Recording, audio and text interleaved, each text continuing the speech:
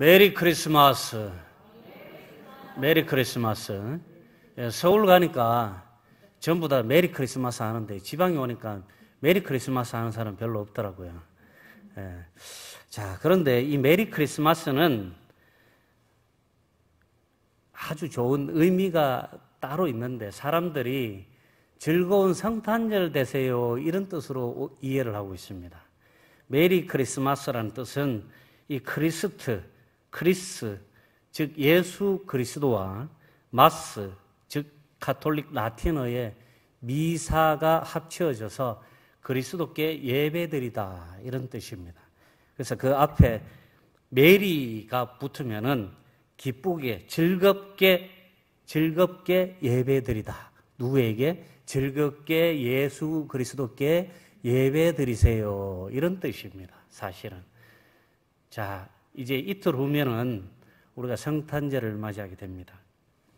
즐거운 구세주를 위한 예배를 우리가 잘 준비해서 이 땅에 우리를 위해서 죄 가운데에서 죽을 수밖에 없던 우리를 구원하고자 예수님께서 인간의 몸을 입고 친히 이 땅에 오신 날을 기념하는 그 날을 우리가 잘 준비해서 예수님께 영광 드리기를 간절히 소망합니다.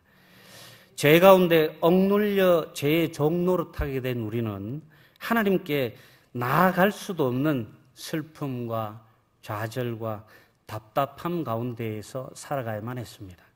하지만 예수님께서 이 땅에 오셔서 십자가에서 죽으심으로 십자가에서 우리의 죄를 다 짊어지고 그 십자가의 대표로 달리어 주심으로써 우리를 묶고 있던 죄의 쇠사슬을 완전히 끊어주셨습니다. 그리고 부활하심을 통해서 우리에게 새로운 생명을 주셨습니다. 오늘 시편 122편은 오랜 유랑과 그리고 나그네의 삶 속에서 여호와의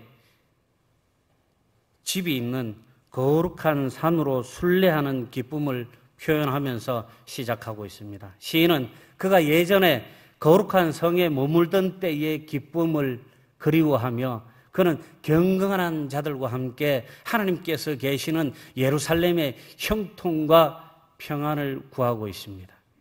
올해 2020년이 마무리되어가는 시점에 이 땅에 온 인류의 죄를 짊어지시고 하나님과의 관계를 회복해 주시기 위해서 이 땅에 인간의 육신으로 오셔서 죄인인 우리의 친구가 되시고 하나님과의 화목제물로 기꺼이 자기 자신을 십자가에 달리심으로 우리를 하나님의 자녀가 되게 해주신 예수 그리스도의 오심을 기다리는 대림절 네 번째 주 성탄절을 이틀 앞둔 수요일입니다.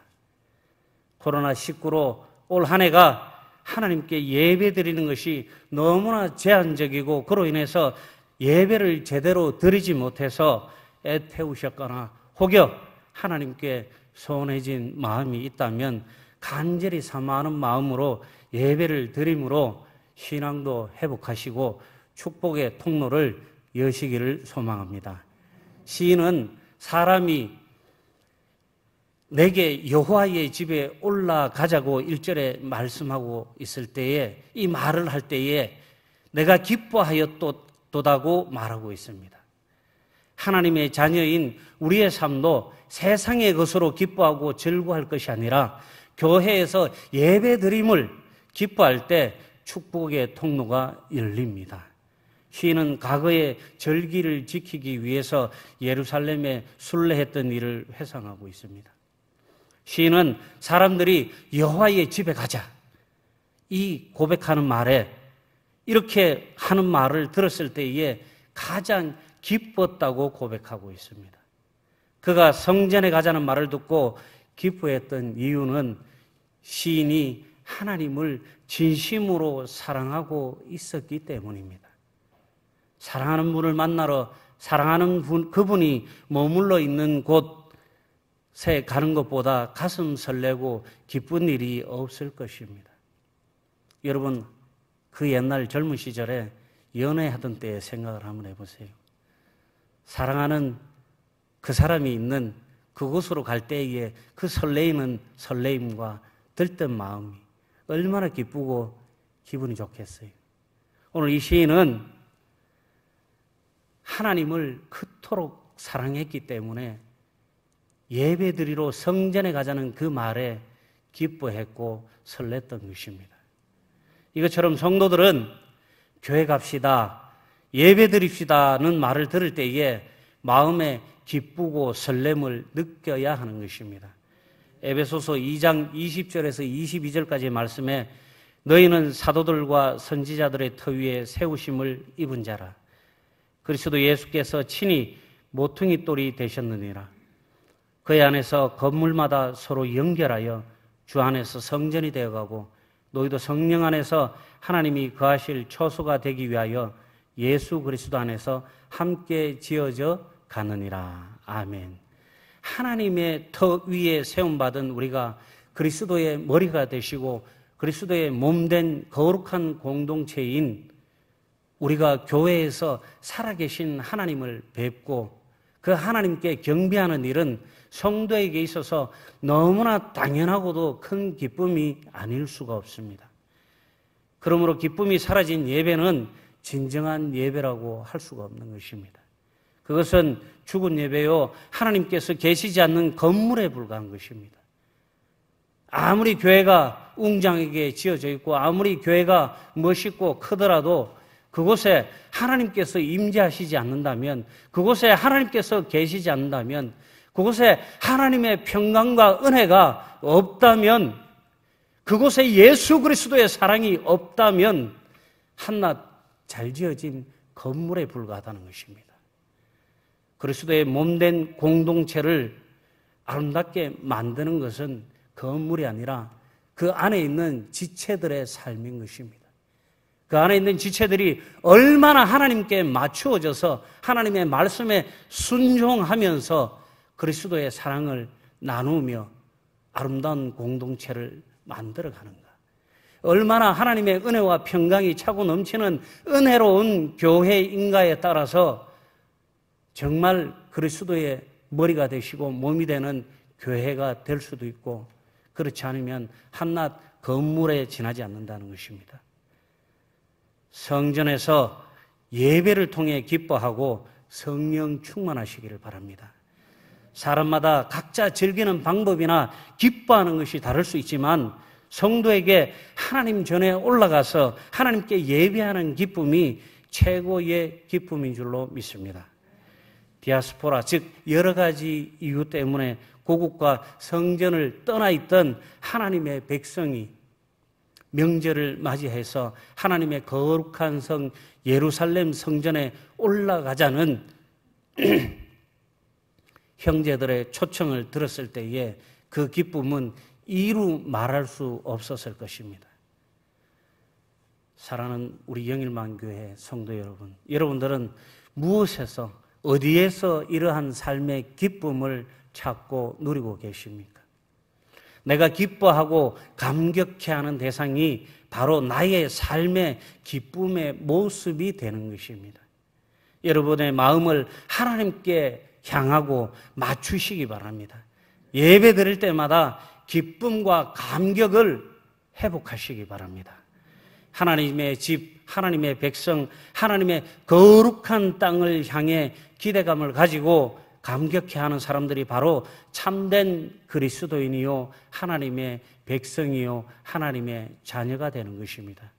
올해는 코비드-19로 인해서 수많은 성도들이 교회를 떠나고 예배당이 아닌 가정과 각자의 삶의 자리에서 비대면 사이버로 예배 드리기도 했습니다. 지금도 이 코로나는 계속 진행 중이고 지금도 비대면 예배를 정부에서는 요구하고 있습니다. 그럼에도 불구하고 분명한 것은 기독교는 개인의 종교, 개인적인 종교가 아니라 공동체적인 종교라는 것입니다. 물론 상황적인 것을 우리는 외면할 수는 없습니다. 전혀 예배를 드릴 수 없었던 일제강점기 시대와는 다릅니다. 누구든지 어디서든지 본인이 원하면 하나님께 예배 드릴 수 있습니다.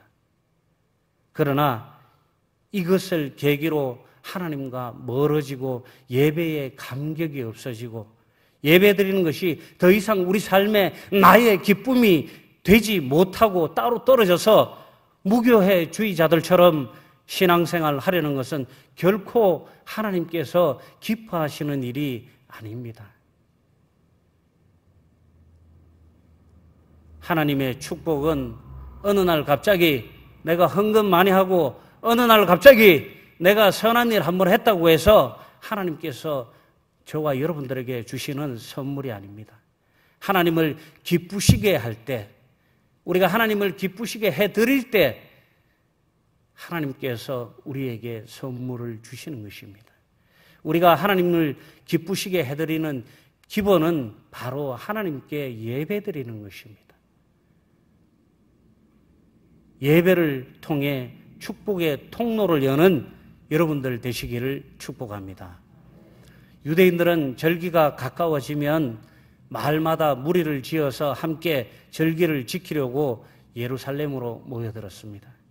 하나님은 이스라엘 백성들에게 안식일, 각종 절기들, 안식년, 희년 등 이런 절기를 맞이해서 하나님 앞에서 즐거워하라고 명하셨습니다.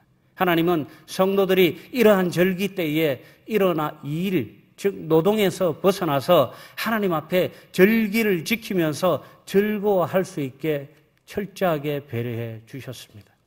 그리고 하나님은 시편 125편 2절 말씀에 산들이 예루살렘을 두름과 같이 여호와께서 그의 백성을 지금부터 영원까지 두루시리로다. 아멘. 그들이 절기들을 지킬 때에 그들에게 필요한 경제적인 문제를 비롯해서 그들의 모든 문제를 하나님께서 해결해 주시겠다고 약속하시는 것입니다.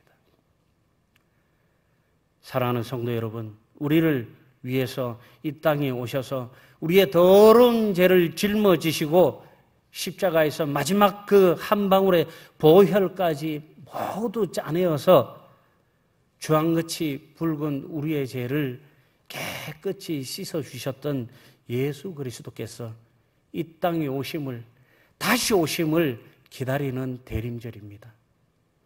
나의 마음이 연약해지고 나의 삶이 연약해져서 코로나가 두렵고 세상의 시선이 두려울지라도 우리는 거룩한 성전에 나와 예배드리면 우리가 걱정하는 나머지 모든 문제는 우리 하나님께서 해결해 주시는 줄로 믿습니다.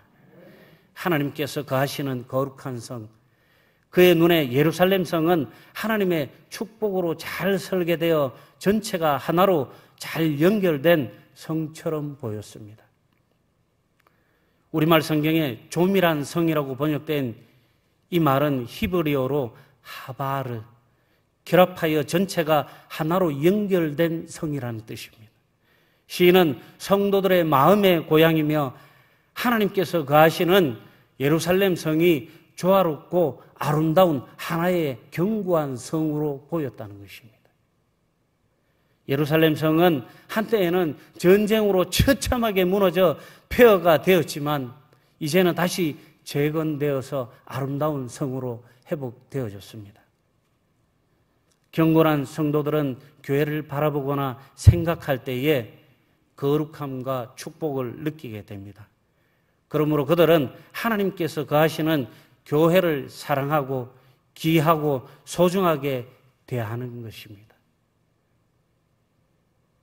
경건한 성도들은 교회를 바라볼 때, 교회를 생각할 때에 하나님 대하듯이, 예수님 대하듯이, 하나님 사랑하듯이, 예수님 사랑하듯이 그렇게 대할 수밖에 없다는 것입니다. 우리 목사님께서 자주 말씀하시잖아요. 당신 안에, 집사님 안에 예수님이 보입니다. 교회를 건물로 보는 것이 아니라 교회를 우리가 하나님께서 거하시는 거룩한 성전으로, 예수님의 거룩한 머리가 되시고 몸이 되는 거룩한 성전으로 우리가 생각할 때에 교회가 아름다워지고 교회가 귀중하게 되어지고 교회가 나의 삶에 소중하게 되어지는 것입니다. 교회를 보고 기쁨이 생기지 않는 것은 우리가 경건이 없어져서 영혼이 병들었다는 증거입니다. 성령 충만한 성도는 교회를 소중하게 생각하고 사랑해야 하는 것입니다. 우리 삶이 경건하다는 것은 우리의 삶이 50대 50에서 한 발자국만 더 하나님께로 향하여져 있는 것이 경건입니다. 거기서 더 많이, 좀 더 많이 하나님께로 갈수록 더욱더 경건해지고 더욱더 사랑해지는 것입니다. 우리는 이것을 성령 충만해진다고 하는 것입니다. 그렇다면 이 경건성이 없어지는 건 무엇일까요?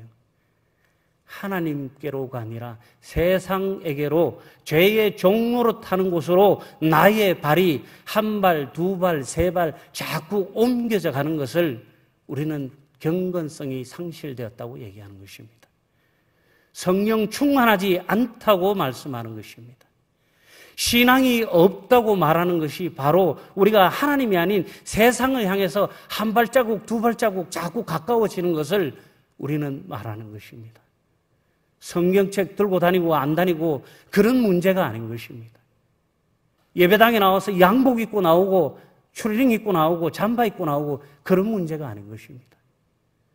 사랑하는 성도 여러분, 사랑하는 애인을 만난다고 할 때 누가 슬리퍼 신고 추리닝 입고 만나러 가겠습니까? 그건 상대방에 대한 사랑하는 사람의 예의가 아니잖아요. 이런 거는 굳이 교회에서 말하지 않아도 알아서 하는 거예요. 그죠? 이것이 바로 성령 충만해지는 거예요.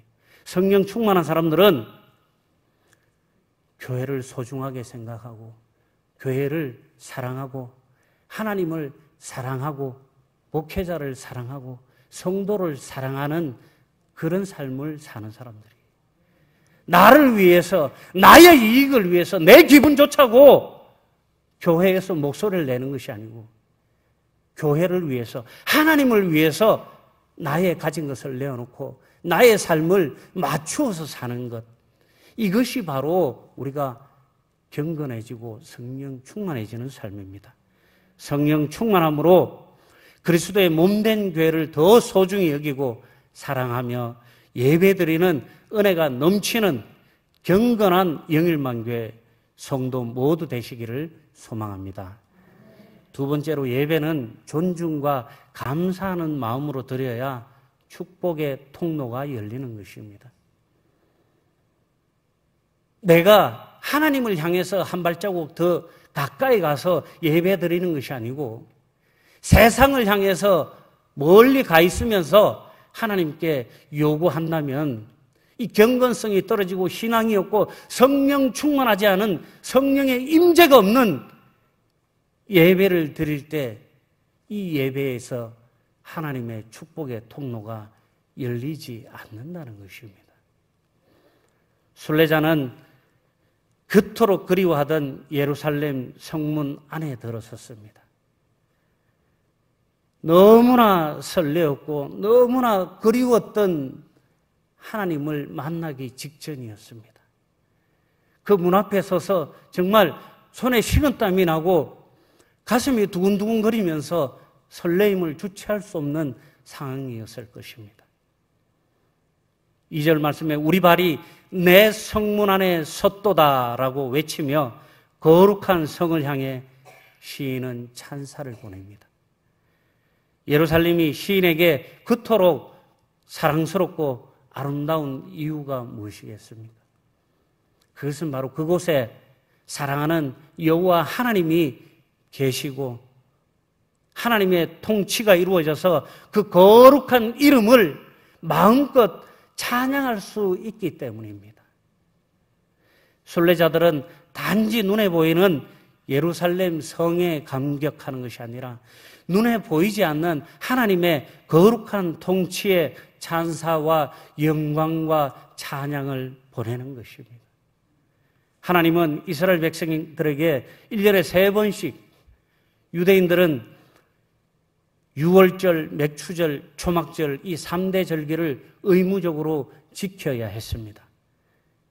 이들은 이 절기를 지키기 위해서 자신이 어디에 살든 무엇을 하든지 간에 예루살렘 성전에 모두 와서 예배를 드려야만 했습니다. 이로 인해서 여호와 중심의 삶을 살 수 있게 되었습니다. 유대인들이 무엇을 하건 간에 어디에 살든지 간에 이 이스라엘 사람들이 거룩한 성 예루살렘 성에 와서 예배 드림으로써 이들이 하나님의 거룩한 공동체 의식을 가지고 살아갔다는 것입니다. 이것은 바로 오늘날 이 시대를 살아가고 있는 우리가 거룩한 예루살렘 성전인 이 교회에 나와서 예배 드려야 하는 이유하고 동일한 것입니다. 물론 상황이 여의치 않아서 내가 있는 자리에서 내가 있는 곳이 거룩한 성 예루살렘 성전이 될 수도 있습니다. 몸이 약해서 기저질환이 있어서 또는 생업의 문제 때문에 교회에 나올 수 없는 현실을 인정합니다. 그렇지만 우리가 잊지 말아야 할 것은 거룩한 성 예루살렘에 모두 나오려고 하는 이 마음이 있어야 한다는 것입니다.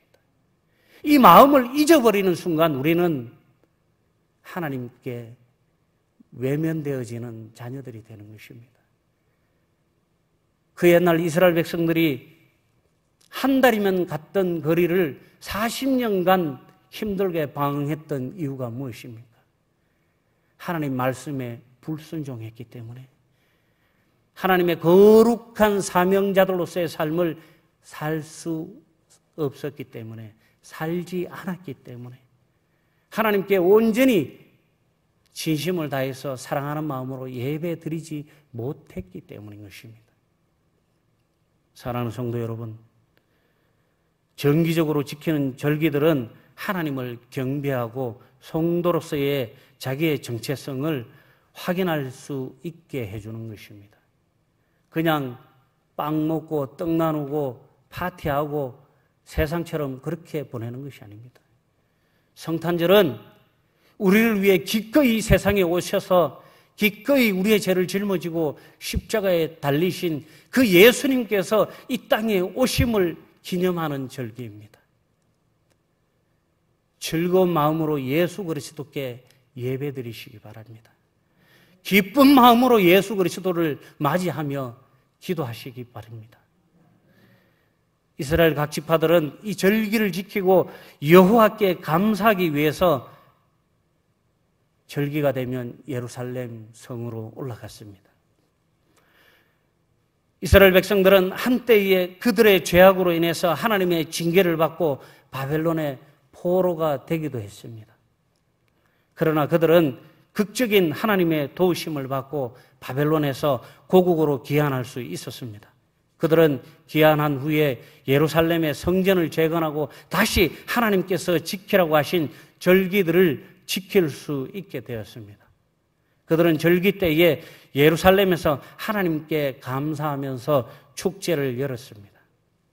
오늘날 기독교인들 역시 부활절이나 추수감사절 또는 성탄절과 같은 절기들을 지키고 있습니다. 이러한 절기들은 하나님의 은혜를 우리가 기억하고 하나님께 감사하기 위한 절기입니다. 이러한 절기들은 기독교인의 정체성을 확인하게 하고 하나님과 우리의 관계를 바르게 해주는 것입니다.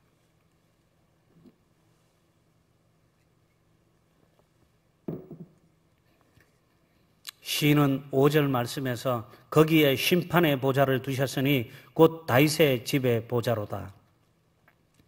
이스라엘 백성들이 예루살렘에 올라간 것은 하나님께서 예루살렘에 다윗의 보좌를 두어서 백성들을 재판할 수 있게 해주셨기 때문이었습니다. 솔로몬이 판결한 유명한 두 여인 사건, 여인이 한 아기를 놓고 이 두 여인이 한 아기를 놓고 서로 자기의 아기라고 다툰 사건입니다. 지혜로운 솔로몬 왕은 서로 다투는 이 어미들을 보는 앞에서 그 아이를 죽이라고 명합니다. 이때 진짜 그 아이의 생모는 차라리 자기가 그 아이를 포기하겠으니 그 아이를 살려달라고 말합니다. 이로써 친엄마와 가짜 엄마가 가려지게 되었습니다. 이러한 사건도 바로 여기에 속하는 것입니다. 하나님은 예루살렘에 다윗의 자손인 왕을 두어서 지방에서 해결하지 못한 복잡한 송사 문제도 해결할 수 있게 해주셨습니다. 하나님은 예루살렘에 재판의 보좌를 두어서 지방에서 해결치 못한 이러한 문제들을 해결하여 주시고, 이스라엘 백성들은 자체적으로 해결하지 못한 문제들을 예루살렘 성문으로 가져와서 그들은 하나님이 세워주신, 하나님께서 기름 부어주신 그 왕들을 통해서 그 문제를 해결할 수 있었습니다. 정리해서 하나님이 거하시는 거룩한 성전에서는 우리가 예배뿐만 아니라 우리의 삶의 모든 것도 하나님께서 지켜주신다는 것입니다. 우리가 예배를 통해서 하나님을 기쁘시게 해드리면, 예배를 통해서 우리가 하나님을 사랑하고 하나님을 찬양하면 그 나머지는 하나님께서 책임져 주신다는 것입니다. 하나님은 우리 삶 속에 생기는 여러 가지 문제들을 하나님 앞에서 해결할 수 있게 해주시는 줄로 믿습니다. 이와 같이 이스라엘 백성들은 예루살렘에서 영적인 문제와 법적인 문제를 모두 해결할 수가 있었습니다. 그들이 영적 문제를 해결하는 것은 바로 예배당 안이었습니다. 성전 안이었고, 법적인 문제를 해결하는 것은 거룩한 성전의 문 앞이었습니다. 영적인 문제와 세상적인 문제는 구분되어져야 한다는 것입니다. 교회 안에서 분명하게 영적인 것과 세상적인 것이 구분되어져야 한다는 것입니다. 하나님께서는 그 옛날부터 명백하게 말씀을 통해서 우리에게 말씀하고 있습니다. 우리 삶의 모든 문제를 해결할 수 있는 것은 여전히 예수 그리스도가 머리가 되시고 그리스도의 몸된 교회에서 우리의 문제를 하나님께 내어놓고 예배드릴 때 해결되어지기를 주님의 이름으로 축복합니다. 마지막으로 예배드리는 것이 성도의 가장 큰 기쁨입니다. 이제 우리는 예배의 회복을 통해서 성도의 기쁨을 누려야 하는 것입니다. 예루살렘을 사랑하는 사람들은, 교회를 사랑하는 사람은 반드시 형통하게 되는 것입니다. 예배드리는 것이 하나님을 기쁘시게 해드리고 우리가 기쁨을 누리는 바로 첫 번째인 것입니다. 얼마 전 다니엘 기도회가 있었습니다. 이 다니엘 기도회에 나오신 현재 강남중앙침례교회 최병락 목사님께서 미국에서 사역하실 때에 문 닫기 직전의 교회에서 그래도 교회를 사랑하며 작고 빈약한 성도들이 모여서 예배드리고 사역하니 하나님께서 부족하게만 했던 그의 인생에 빛이 되어 주시고 세계적인 교회를 세우는 비전을 주시고 세계적인 선교적 사명을 감당할 수 있도록 해주셨다고 간증했습니다. 저는 그때 교회 예배당이 없어서 예배당을 얻기 위해서 한참을 기도하던 중에 깡통을 모아서 내게 가진 것이 이것밖에 없어서 밤새도록 거리를 누비며 깡통을 주어서 모아오신 할머니의 그것을 마다 않고 또 그것을 팔러 다니신 목사님의 이야기를 듣고 정말 가슴이 뭉클했습니다. 그들은 그렇게 모은, 그 깡통 팔아서 모은 돈으로 작지만 거룩한 성전을 마련할 수 있었다고 합니다. 교회 사랑하는 거 여러분 별거 아니에요. 나의 마음을 하나님께 드리는 거예요. 나의 삶을 하나님께 맞춰서 사는 거예요. 나의 신앙을 하나님 말씀에 순종하면서 사는 것입니다. 내가 돈이 좀 없으면 어떻습니까? 내 삶이 좀 부족하면 어때요? 내가 하나님을 사랑하면 되고 내가 하나님을 기쁘시게 하는 예배를 날마다 드릴 수 있으면 되는 것이지. 하나님께서는 철저하게 우리의 중심을 보신다고 말씀하셨습니다. 내 주머니에 있는 돈을 보시는 것이 아니라 내가 드리는 예배의 중심을 하나님께서 보신다고 하시는 것입니다. 사랑하는 이에게 무엇이든지 주고 싶어 하는 마음이 여실히 드러나는 말씀이었습니다.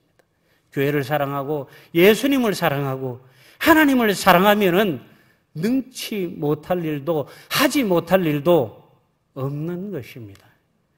하나님의 도성을 사랑하는 자는 하나님을 사랑하는 자들이요, 하나님의 집을 사모하는 자들은 하나님을 사모하는 자들이기에 하나님은 그런 이들에게 복을 주시고 형통케 하시는 줄로 믿습니다.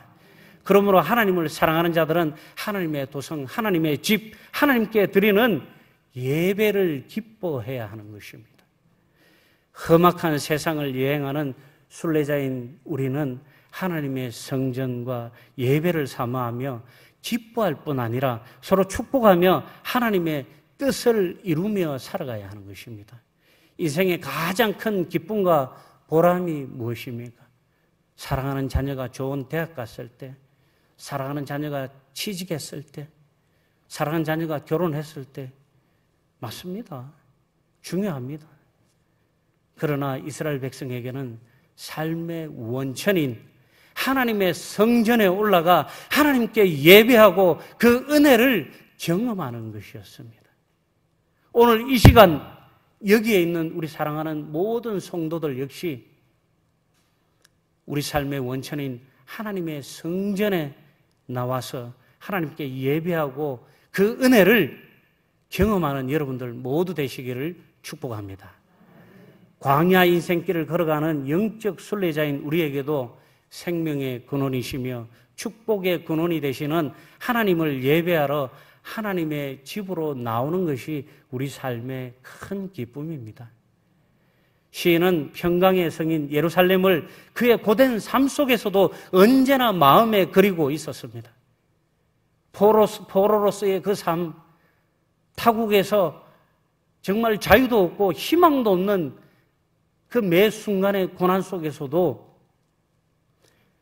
하나님을 사모했던 그 순간과 하나님을 사모하며 예배드렸던 그 거룩한 성을 그리워했다는 것입니다. 그의 마음에 그려진 예루살렘 성은 과거에 하나님으로 인해 큰 영광을 얻었고 지금도 역시 그 영광을 그대로 지니고 있었습니다.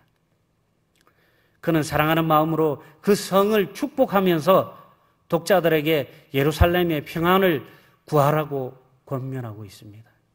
그리고 그는 예루살렘을 사랑하는 자가 형통할 것이라고 축복합니다.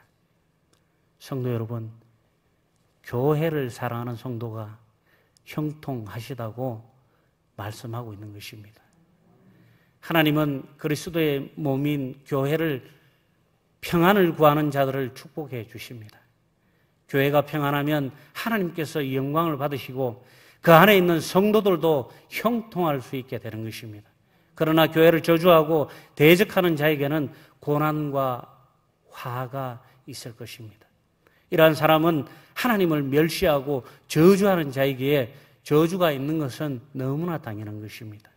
날마다 우리 모두가 서로가 저주가 아니라 서로가 축복함으로 우리 영일만 교회가 하나님의 은혜와 평강이 차고 넘치는 교회, 좋은 소문이 많이 나는 교회, 오고 싶은 교회, 머무르고 싶은 교회, 자랑하고 싶은 교회가 되어서 이제 주님이 오실 것을 기다리는 대림절에 우리 모두가 함께 모여서 이 땅에 우리를 위해 오신 예수 그리스도께 예배드리고 거룩한 축복의 통로가 여러분들을 통해서 열리시기를 주님의 이름으로 축복합니다.